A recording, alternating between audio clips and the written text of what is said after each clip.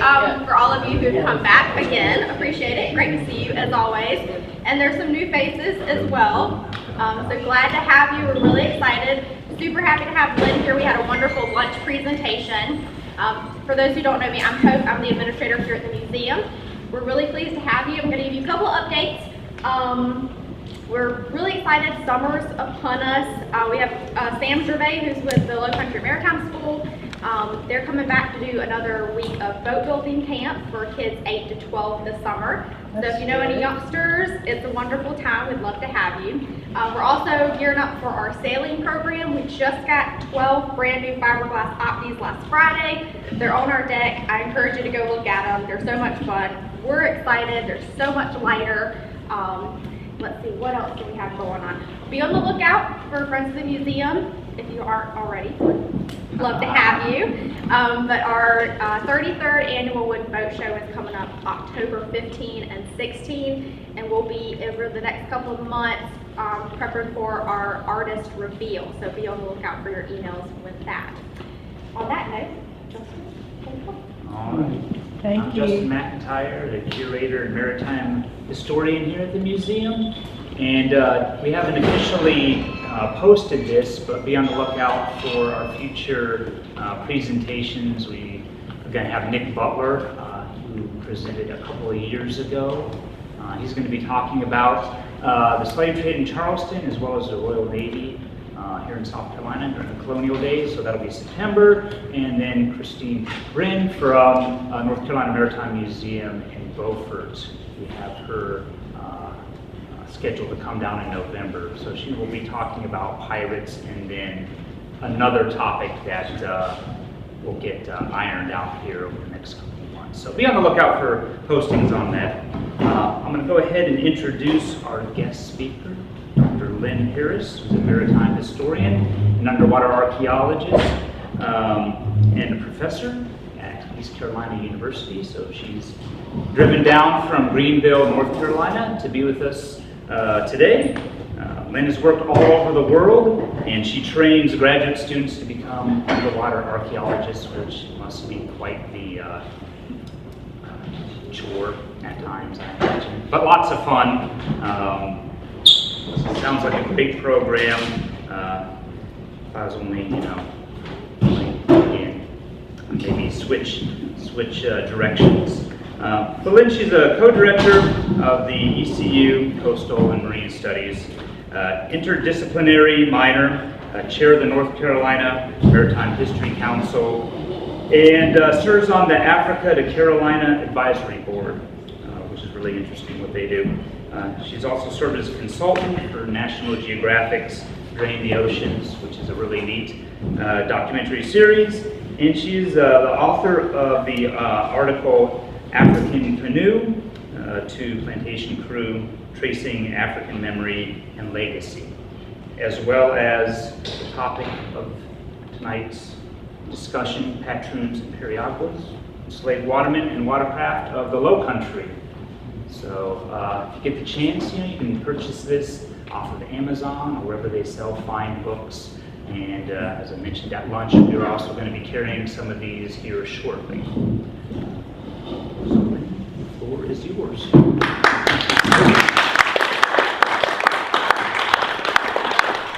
Thanks, Justin. It's a pleasure to be here. I'm from South Africa originally, and I was a terrestrial archaeologist. And it was a time in the early 1980s that underwater archaeology was just coming into being. And I didn't really see TV until I was about 22. But one of the first things I saw were these crazy underwater archaeologists working in a river called the Black River. And where's that? Georgetown. And they were uncovering this boat called the Browns Ferry vessel. Anyway, to cut to a long story short, as most of you know, the Browns Ferry vessel is now in the Rice Museum in Kaminsky Building. And when I worked with South Carolina Institute of Archaeology and Anthropology for about 13 years, one of the jobs was to reconstruct the Browns Ferry vessel. So there's kind of a long thread here that connects everything. So I haven't been back to Georgetown since the 1980s, and I can't believe the waterfront and development here. So I'm just saying to the afternoon crowd, I'm like checking off these retirement locations. Georgetown looks good. They've got a maritime museum. They've got boats. You know, what the heck?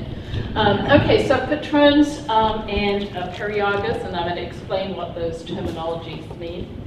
I first became interested in this as an underwater archaeologist working for South Carolina Institute of Archaeology and Anthropology. It was a fantastic job. I was so privileged to be in the Charleston office. I think Rob Dunlap and I, you were there too, right, on the premises on James Island.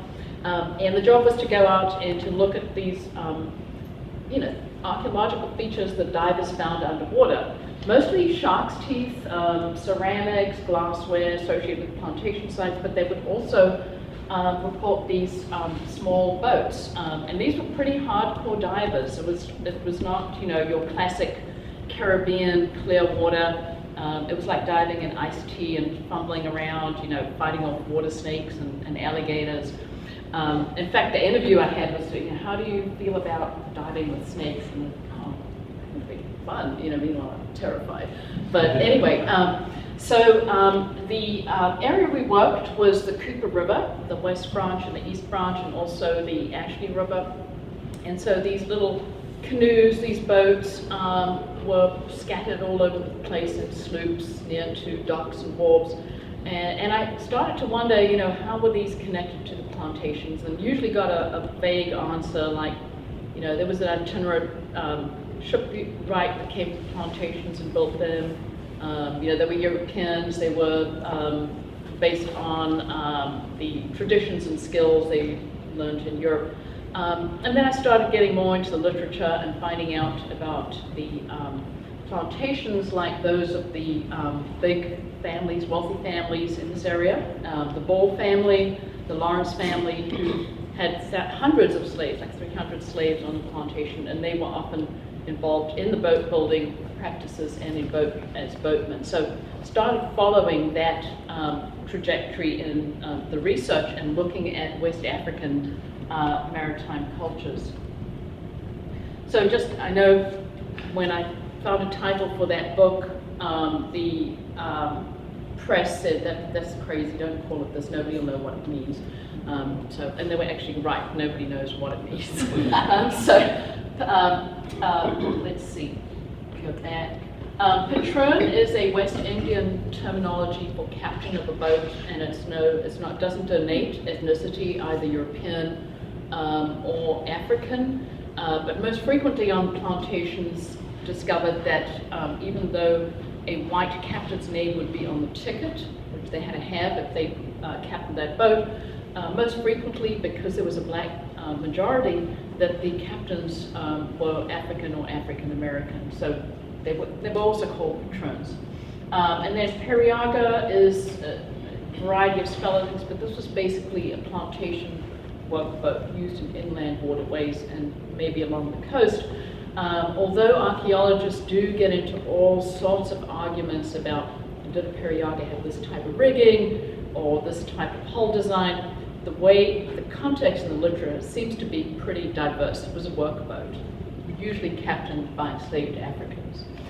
There's of course a plethora of artwork on these small vessels. For those of you who know Jonathan Green from Charleston, there always seems to be a boat in the picture, and captain recalling the enslaved boat crew with a conch shell. Boats were also symbols of resistance, freedom, runaway slaves, the Underground Railroad. So they're also symbolic of agency amongst the enslaved community. So periaga, colonial literature is scattered with this term. It's spelled many different ways. That's colonial literature for you. Even people's names were spelled differently. It's not spelling mistakes, they just didn't really care. And most people seem to know what it meant. But if you look at the term periaga in Portuguese, Spanish, French, it denotes a dugout canoe, a hull shape that is related to a dugout block. And as we know, the very multicultural nature of Charleston this would make sense that they would adopt this term for the boats that they were building on the plantations and in these shipyards. So what were we trying to find out in this research? Basically, looking at historical, archaeological, and ethnographic sources and trying to tweak out a maritime legacy that was possibly had strong influences from Africans in that area. Not only to look at the boats they used, but also the larger context of aquatic activities, where boats were useful in agency. So it could be coastal warfare, aquatic activities like fishing, swimming, and boat building practices. So beyond the technology, which is kind of where the archaeologists hover in their concentration. And then thirdly, looking at tracing back these practices to the African diaspora. Did they come from certain African boat, the Africans who came to South Carolina were not homogenous groups, they came from different ethnic groups like Europeans did. So could they have brought diverse boat building traditions with them? How were they influenced by Native Americans or Europeans? So they may have come with their individual tradition in the beginning, but then through time it may have become more of a sort of a Creole product with European influences and Native American. So we used a variety of sources, and this includes myself as well as teams in South Carolina and students. Not just historical records, but also ethnographies.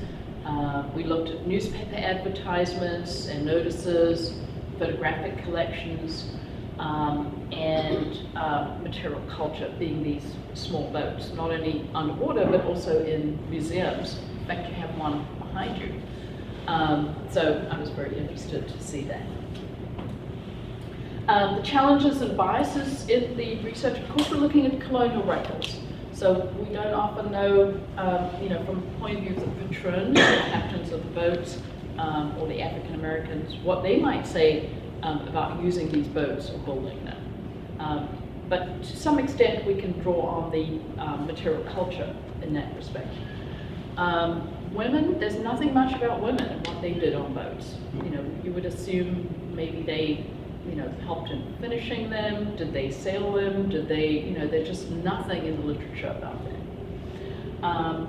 And then also the preservation of boats in the archaeological record. We're working in rivers, which are very turbulent. You have currents, you have tides.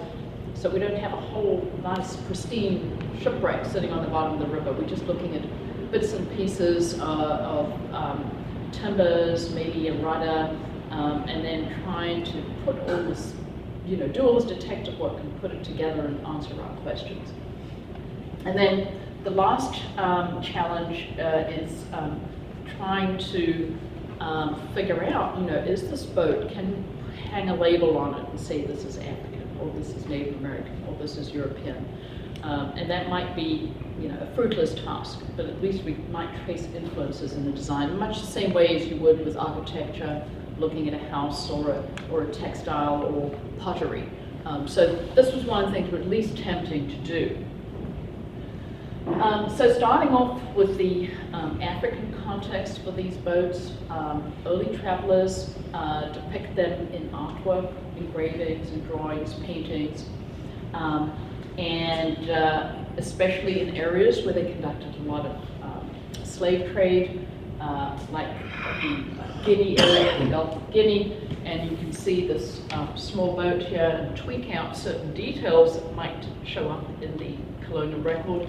So you can see, these two ends, sort of hooked ends. This is fairly prevalent even in North Africa today, and in areas where you didn't have harbors and ports. So the men would put these boats on their shoulders, and that hook would be used to carry them down and put them in the ocean. Another distinguishing feature is that they didn't row the boats like Europeans. They would paddle them, much the same as Native Americans. Most often sitting down versus standing up. So these are all little details that play into reconstructing the story.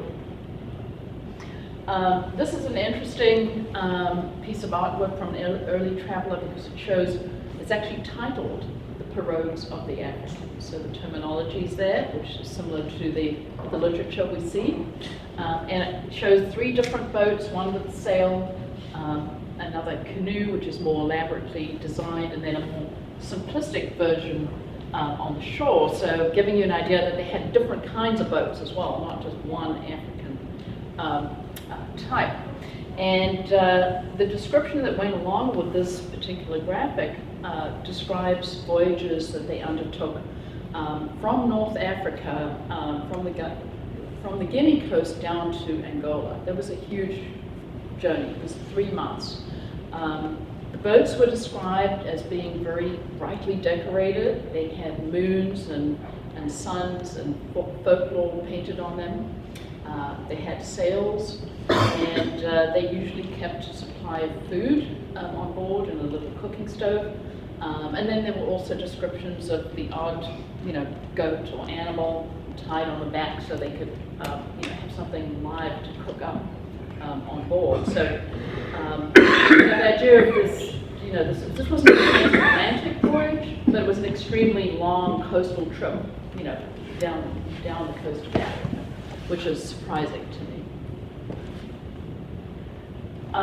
Surf boating was something that was especially interesting to the European travelers, and they described the way they would navigate them through the breakers to the ships.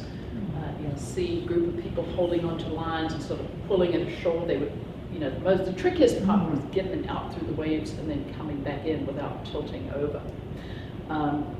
Not only the big boats with multiple crew members, but also the smaller fishing boats that were used not only coastwise but inland, would go over the rapids and the waterfalls, and how dexterous the boatmen were because they would use their body weight to stabilize these very skinny boats. They would maneuver an arm or leg in the water like a skeg and prevent this from tipping over, often whilst they were harpooning a hippo, for example, or just a single person going out throwing a net and fishing. And then they were also, these boatmen were very much part of the economic fabric of the ports in Northwest Africa. From 1650 to 1750, apparently the number of ship-to-shore transports in these small vessels doubled in size. I think it went from 500 to 1,000 per port. They received salaries. There are lists of information saying disbursements to the canoemen. Some were freed, some were enslaved, and they had quite a lot of negotiating power. They would strike for better pay, and usually they received what they asked for, interestingly, because they were so important to getting the ships out. And this allowed them to move up in their sort of ranking in terms of the economic mobility in that port community. So it seemed that many of them started off as these canoemen, but then became the traders themselves. They became the slave traders and the marketers in the community. Drawings also show how they loaded from ships and some of the skills they had. So this is a small boat, obviously adjacent to a large trading vessel, and they're lowering down a barrel of rum or sugar onto it. And they're not rowing it the European way, they're using the oars to paddle like the African way. Another interesting example of loading a small boat, tweaking out some information, because now they've got the boat tipped over and they're rolling the barrel in. So you can see some of the interior and the frames and the details of how they constructed the boat, which you wouldn't otherwise see from all these profile shots of the drawings. One of the most interesting to me, and it seems to be the topic all my students gravitate towards, is warfare in Africa, and these really gigantic canoes, which were 70 to 80 feet in length, made out of a single log. And this is on the Niger River. It's late 1880s in the Niger Delta. They would have oarsmen below, who would be, not oarsmen, paddlers, let's say, who would be furiously paddling, and then you would have, standing behind them, warriors with their assegais or their spears and their shields. And they would have very well-defined strategies on these deltas. There's also descriptions of them defeating several European trading vessels in these delta areas and driving into the shallow areas and then running, sort of moving on board and taking the cargoes and the vessels captive. I have a student who's just completed a thesis on the Gambia River, and he managed to track down all sorts of documents showing this warfare between the Africans and the Europeans in these giant canoes. But they would have about 70 to 80 warriors on board too. Fishing was interesting. I guess you could call hippo harpooning part of a fishing industry. I've recently started looking into other types of harpooning activities for not only Africans but also South American mosquito Indians, which include manatees, turtles, and whaling, of course. But I just cannot imagine harpooning a hippo with a small boat. That the stability of that boat, and once those hippos start running underwater, they're surprisingly fast. I just can't imagine. And then also fishing, of course, in areas where you had hippos. The other interesting aquatic activity was engaging with large crocodiles, not alligators, and sharks. And initially when I read this, I was a little dubious, is this really true? But it came up over and over again that Africans had little apprehension of sharks. They would kill them, they would chase them away. I found that image in the slave trade databases, somebody wearing a giant leather glove, kind of grabbing the mouth of the alligator and then using looked like something like a machete to decapitate it. That the kind of a violent scenario. In contrast, there's also descriptions of domesticated crocodiles in certain villages, which I also felt was very dubious about. But it appears that even today, in a place called Burkina Faso, which is to the northwest of Nigeria, they domesticate crocodiles as a way to keep their children safe, especially the ones that are in vicinity to that village. Tourists will go there today because it's such a unique situation. You can buy a chicken, you can feed that crocodile, you can sit on their backs and ride them. And crocodiles are far more violent than South Carolina alligators, at least as far as I know. So there we go. This is a couple of sources of pictorial evidence that show very small details about canoes and dugouts and the variety of ones they used in Africa. And they make a distinction between European constructed and African constructed. The one with hooked ends, ones with a rudder, different shapes, different types of paddles. These are quite artistic. And then little things like gourds and mailers should the vessel take on water. There's not much in the archaeological record in Africa that I've been able to locate, although there's a lot in the ethnographic record, but this is the Dafuna canoe, which is 8,000 years old, and that comes from Nigeria. It was excavated by a team of German archaeologists and historians along with the local population, so that's an interesting resource. The early travelers, African travelers, give a lot of details about these boats. They were fascinated about how they were constructed and the design and the shape and the tools they used. So you'll see things like, they use these crooked knives. They'll give details about the shape. It's flat bottom but billowing out and then sort of coming in at the top to give it stability. And then they, of course, described those hooked ends, which were fairly unique for beach launchings. These are all small details that sort of add up to our understanding of their boat building. In the Victorian era, women like Mary Kingsley started to travel around.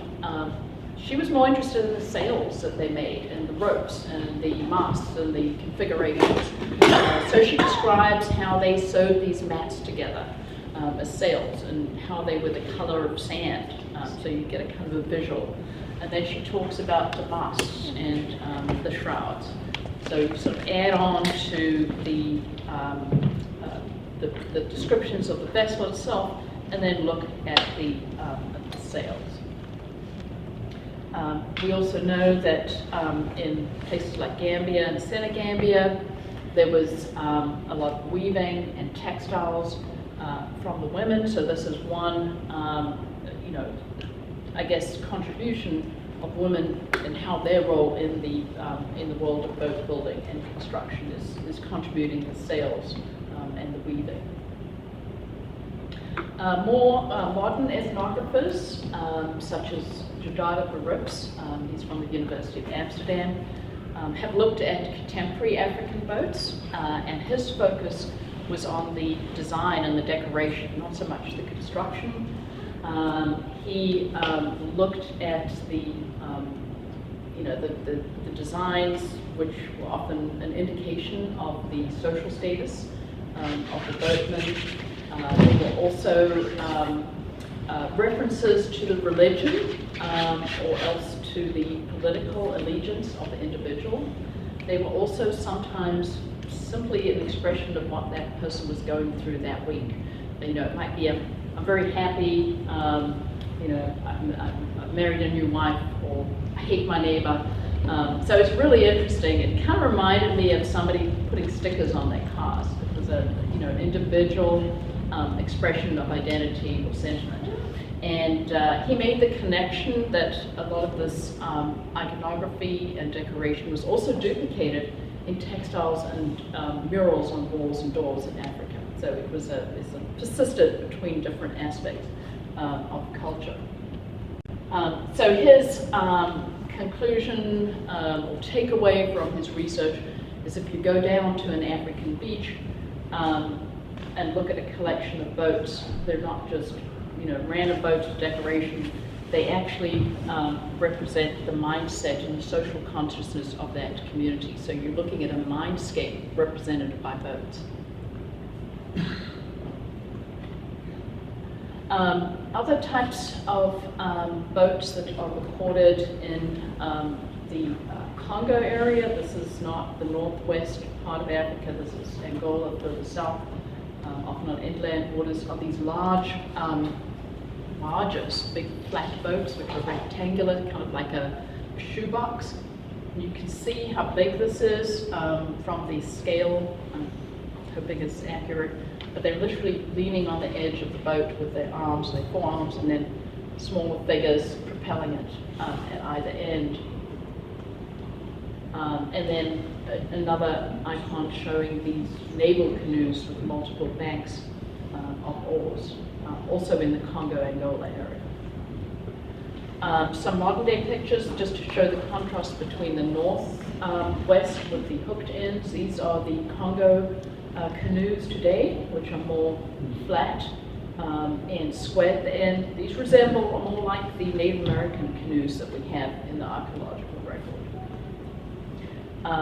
In 2017, I went to Senegal on a UNESCO conference and had the opportunity to go to the beach, and of course Verrips' work was on my mind. So I saw all these brightly colored canoes with another interesting feature, which are these projections at the end of the vessel. These were stabilizers so they could throw nets out when they went fishing. So that's a unique aspect. And then these gigantic fishing boats. This is right off Dakar, in the middle of town. They're making these, either repairing or making these fishing vessels.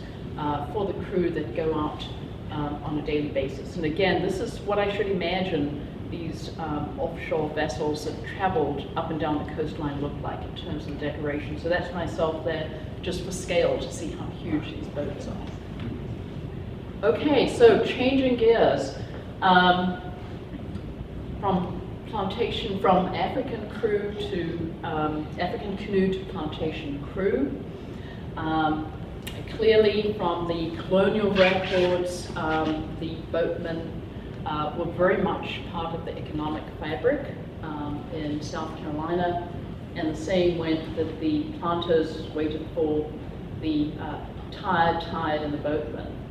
That was very important to getting planters' produce down to other plantations, also to the port systems, and they had a fair amount of freedom and leeway in that respect. Now, the Charleston Museum has quite a few interesting images. These are really bad, grainy photographs from the 1800s, but they do show some interesting features here which were unexpected. Anybody see, what do you see in this picture here? The oars and the tiller. Oars, so that's European, yeah, in the 1800s, so that's the oars is more the European, they're sitting rowing backwards. About the keel, that the keel right there, the keel. Is it And the rudder? rudder tiller. Rudder, yeah. Okay, what about the people? The woman doing it. There's a woman at the tiller, yeah, and then there's another woman rowing. So that was a surprise because there's nothing mentioned in the literature about women on these plantation boats, you know, at least maybe transported in them, but not being an active part of the crew. So that was interesting. And then, of course, there's a lot of really interesting limericks and lyrics for rowing that come up in some of the African American literature too. Just like the African travelers, we have really interesting stories by our early South Carolina travelers who encountered these boats. Anybody heard of John Lawson, who traveled around the Carolinas? And he collected information about the flora, fauna, as well as the customs of the local people. He met a very unfortunate end with the Tuscarora Indians, where they stuck pitch pine splinters into his body and burnt him alive, but he left behind a lot of really interesting historical information. That's his book. And he describes these periagas and canoes that were made out of cypress logs in South Carolina and North Carolina. And he describes how they carried 30 barrels of rice. They were split log. And he brings in another dimension to the construction, that they sometimes use two logs and join them in the middle, so that gives us an idea of how these things were built. Early graphics of North and South Carolina show a variety of boats. You see simple canoes. You also see these rectangular boats like the Congo, the barges and the flats in the background. These were used in the rice paddies to get into the canals, some larger ones and some smaller ones. Now the plantation waterfronts, were typically places where you had a fleet of boats. Ed McCready in 1899 describes how they had a periago, again spelled differently, for work purposes.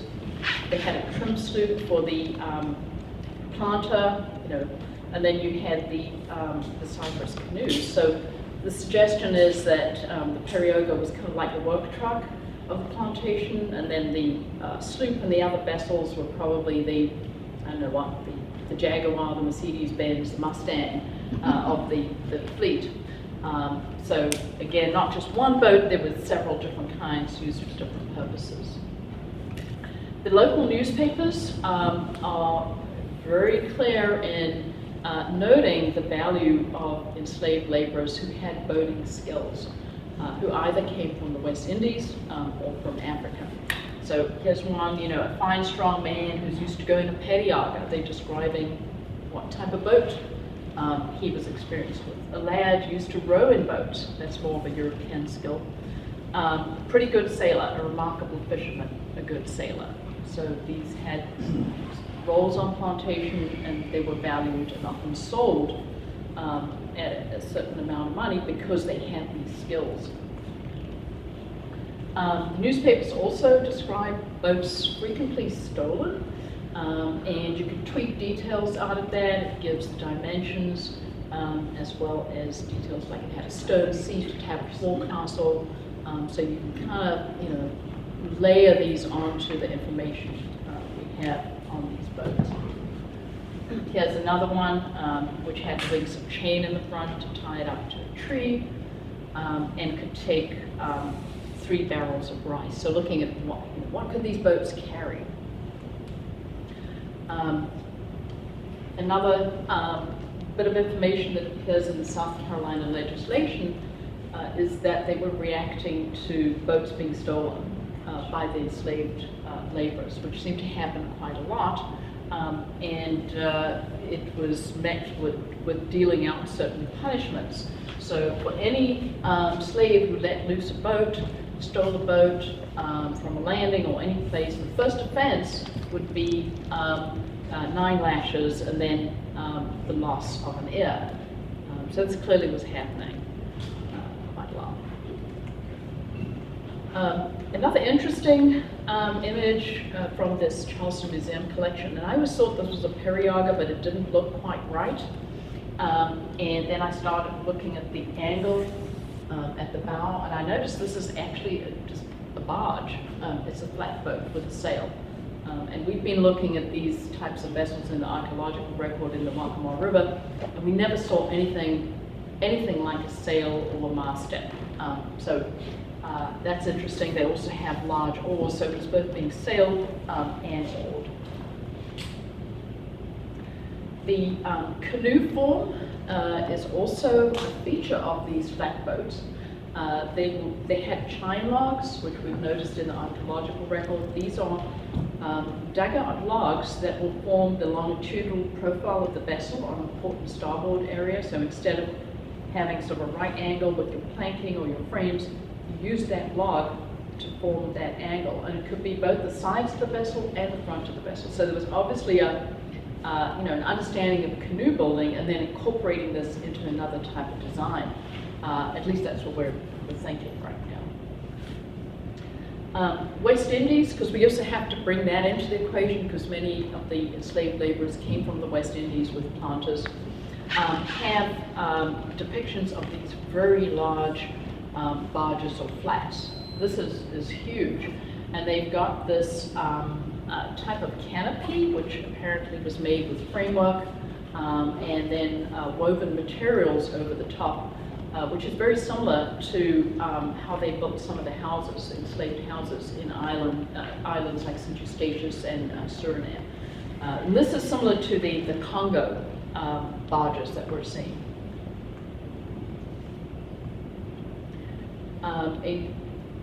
Another boat in the collection of the Charleston Museum, and here we're seeing, this is a fairly early one. It's not one where the laborers are going off to work in a plantation rice field. It's probably a local coastal port area or beach, and you can see this is a vessel with a sort of wine glass shaped stern, and then framing on the inside. And masts that are detachable, so they could take those masts in and out as needed, depending on the wind, perhaps the cargo, or just practically to move it around and reposition it, depending on the weather. Again, just to connect with that, with the stories of the African fishing, Lawson also talks about how well the Africans could dive and swim. This was clearly something that impressed the planters as well when they had Africans who could be the lifeguard extraordinaire and look after their children. There are also descriptions of them teaching the European children to swim because they came from Africa with these skills. and to look after them in case there were alligators or sharks in the water, which I thought was very interesting. In terms of the naval connection, the scout boats in South Carolina, which were the first coastal defense system in the early 1700s, were also periagos. And they had a number of them which were positioned at the mouths of the rivers, which were of course vulnerable to boats coming up to the planters and dangerous, so that you had an offense system to report these in time. And they were described as being really large, 40 feet long, having 70 to 80 pairs of rowers. And look, they're paddling, they're not rowing. So even though they called them oarsmen, they were actually paddling the African style. I love the variety of hats. Yeah, that's interesting. Yeah. And again, along with that is who were paddling these giant canoes, periagos. There was a draft system. So in 1719, they passed this legislation that authorized enslaved peoples to serve the Carolina settlement in terms of alarms and to serve against their enemies, the Spanish, for example, or the French, and that they were hired out from the Native American chiefs. They were given a payment, and they were also given permission to execute punishments, moderate punishments. I'm not quite sure what those were. And then the lieutenants and the ensigns were charged with coming up with a list of draft sailors to man these periagos. And interestingly, they talk about different ethnic groups. It's really mixed.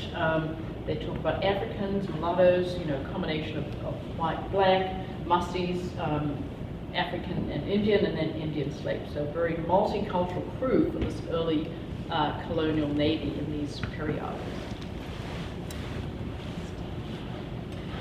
Just to end with some of the material culture that we recorded. While working for the South Carolina Institute of Archaeology and Anthropology, we found numerous canoes, not only underwater, but also in collections, in museums, in people's homes, in attics, in gardens, in restaurants, and so decided to start a database and collating this information. This is actually from the Waccamaw River. It washed up on somebody's garden, and he turned it into a flower bed. When he heard we were interested in it, he said, please come over, I'll remove all my flowers, and he very dedicatedly cleaned it out. And that to me looks more like an African than a Native American canoe. It has the original shape of the tree in the hull design. Another set of very varied canoes was in the Santee Museum. This was used on the Black River and was made by European boat builders. They've been in the family for generations, and when we interviewed them, where did they learn to do this? They said, well, my great-great-grandfather did this, my grandfather did it. He probably got it from the Native Americans. There was this kind of overriding concept that Native Americans were all the canoe makers. What do you think? What's going on there? That is kind of interesting. So they mounted an outboard engine on the back. They started, so through time they started adjusting these to modern technology, and that's like a little seating flat to put it on. But you can see how symmetrical, the design has now changed completely. This is 1900s, early 1900s. So they claimed these dugout canoes were very good for fishing before they had the motors and the fish couldn't hear you. And then later on, when they had the motors, it was more to get from A to B. There's some more small vessels. These are also historic period. And one of the criteria that archaeologists use to distinguish between the earlier prehistoric canoes and the later one are gauge holes. So if you look at that canoe at the back there, they're gauge holes. They would put in a piece of wood like a trunnel, a wooden dowel, to determine how thick the hull was, because you didn't want to make it too thin, and then you would stop carving it out at that point. So they generally, if they gauge holes, are assuming that this was a European or historic period canoe. It also had copper patches, so they used various metals to repair the boat. In 2010, our students from East Carolina University teamed up with the South Carolina underwater archaeologists. We worked on land, but we also worked in local museums and exposed them to some of these vernacular watercraft. This is the Charleston Museum, and it's a boat called the Bessie. Here's a better picture of it. Very much like that early depiction of the Africans with the boat with the sail, the mast down. You can see a wine glass shaped stern. There's a centerboard, which is like a dagger board that can be lifted and lowered to allow it to sail offshore.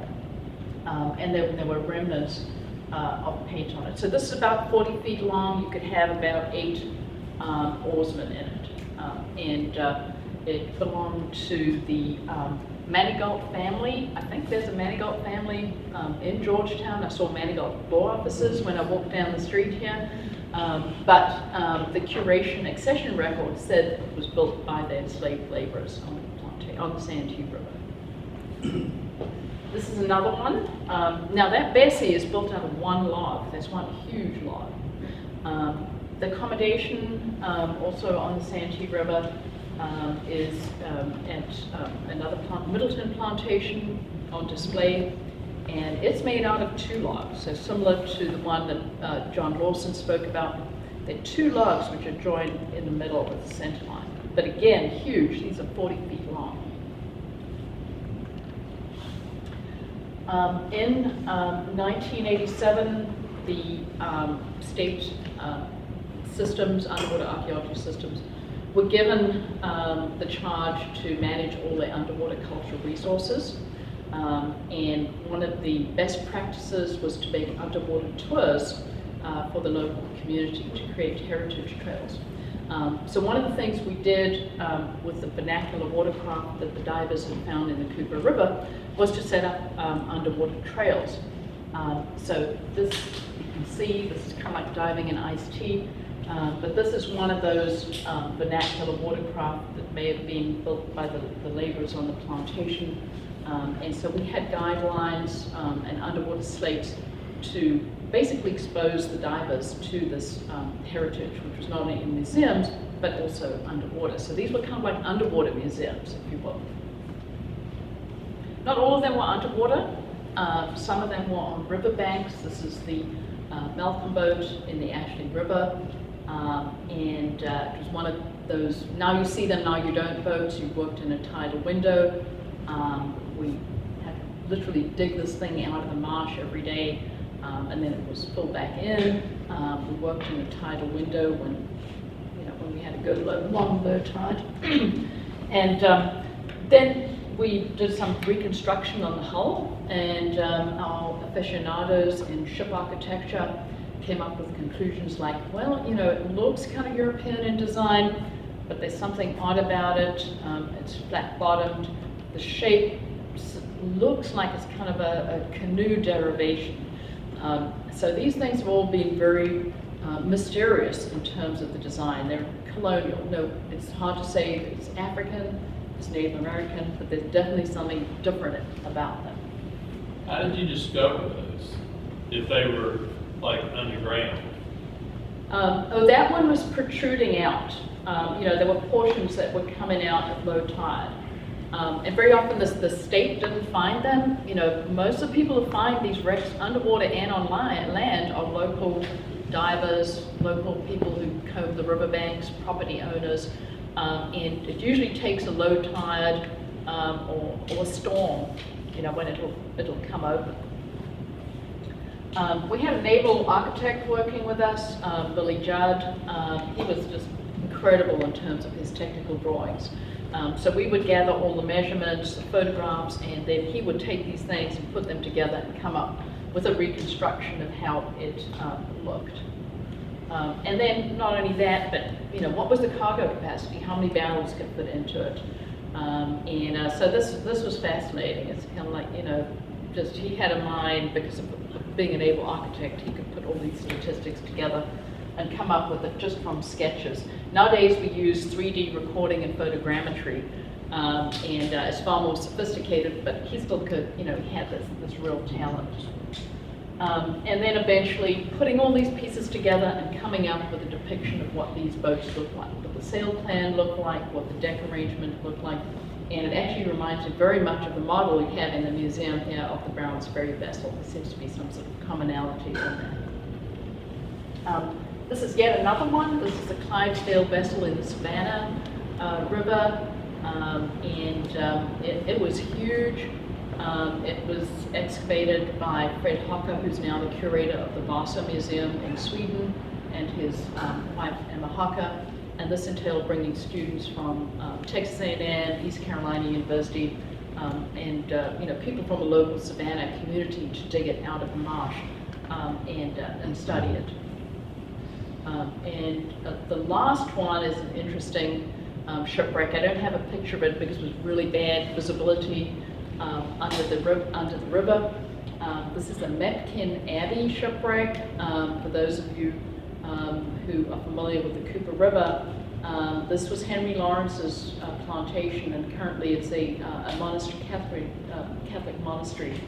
But this vessel is very, it's unique. It had a lot of artifacts on board, so we can date it to the 1800s. It's probably the descendants of Henry Lawrence, and it was part of the Heritage Underwater Trail as well, in addition to a thesis of a student, which is now available. And it tells about the history and the artifacts which were collected.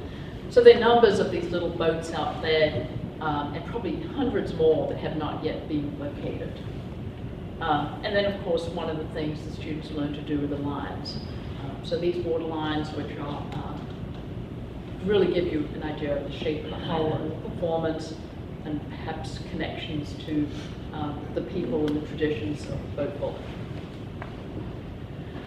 What about future research? We're building a database of canoe-built boats in North Carolina. It's one of the missions of our North Carolina Maritime History Council. Also trying to connect this with canoe-built boats and traditions in the Caribbean and Africa. And so this is gradually growing with master's thesis students and PhDs, as well as trying to partner with people in these other areas, in these geographic areas. We're also looking at ethnographic studies of contemporary canoes and canoe boats, then using, not initially digging out these boats and putting them in museums, which is an extremely expensive endeavor, but documenting them in situ and using photographs and measurements and 3D photogrammetry now to add to the database. This is an example of one of the projects that we did. The Parris Island Military Museum invited us to bring students in to look at this canoe that they had for years to try and do something with it. It had been to various conservation facilities to be preserved. They took it out of the marsh and it came up in bits and pieces. And so our students came down and worked with the Marines on this canoe. Well, we thought that it would be like 4 big chunks. It was in about 100. So we almost gave up the project. It was such a challenge, but we finally created a system where we used, we put it together like a big jigsaw puzzle where we could. We threw some pieces out that were too rotted. And we made tiny little drill holes in them, and we used plastic zip ties to zip the whole thing together. So in conservation, you're not supposed to use anything that you can't return, that it's not going to be able to return to its original condition. So we didn't want to glue it, and this system allowed us to move things around and play with it. So it took us about, I think about 4 days. We zip tied this whole thing together. We used 2 bars of PVC. We used that orange plastic fabric they used around construction sites. So we put it on this bed, we moved it into an exhibit case, and then certain areas where we saw that you could see a zip tie or it didn't quite fit, we put oyster shells, so it kind of looked like a natural setting in a marsh. But that was a lot of fun. And you can see, it kind of looks whole. Those were, I don't know, about 60 different pieces, and continue doing that. We also have North Carolina. We're adding in both North and South Carolina. I don't know how many of you have heard of the Lake Phelps canoes. This is a big inland lake which is very acidic. So they've been extremely well preserved. And there are about 30 or 40 of them. Some of the largest are 37 feet. And they range in age from 2430 BC to AD 1400.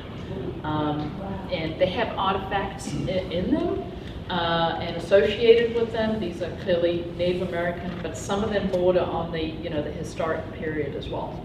Half of them in the lake, the others are scattered around museums in North Carolina. But that information is going into the database as well. These dugout canoes crop up all over the time, all over the place. As I said, locals will find them. This is a dugout canoe, I think it was a year or two ago, on a section of the Chattooga River in Oconee County, South Carolina. This was a project of the South Carolina State Archaeologists. There's also one on Dabuski Island, which they documented in situ, and I think they've now taken it out, and it's in a local museum somewhere around Hilton Head area. And that has a very interesting shape to it too. This doesn't look quite Native American to me. That's on our to-do list as well. And finally, experimental archaeology or history, if you will. This is the North Carolina Maritime Museum partnership with a group called the Women's Reconstruction Group.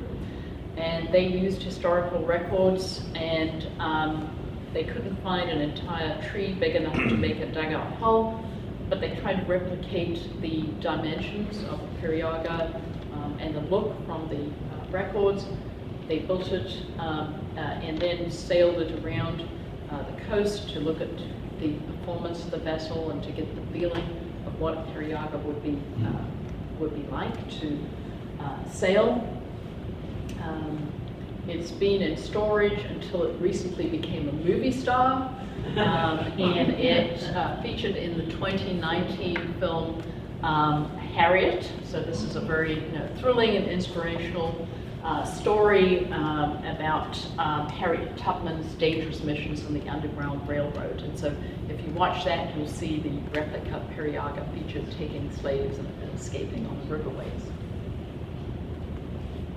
And that is it. I just want to mention that a lot of this work was not, there's a foundation of scholars who've been writing about this in South Carolina for a long time. One of the first people or books I read was Peter Wood, Black Majority. I heard him as a college student giving a talk at a university mini conference, and now confer with him regularly about dugout boats.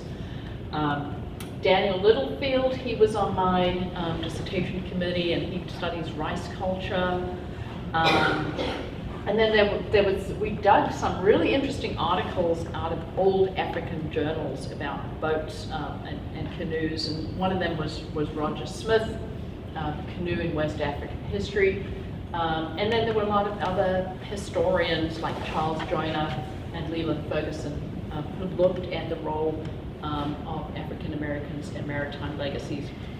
So we kind of try to, these ideas came from other scholars who've thrown them out there, but then we added the material culture record and the ethnographic record to sort of see where that led us and add these different sources of information together. And that's just the start. We're expanding this through the next couple of years as well.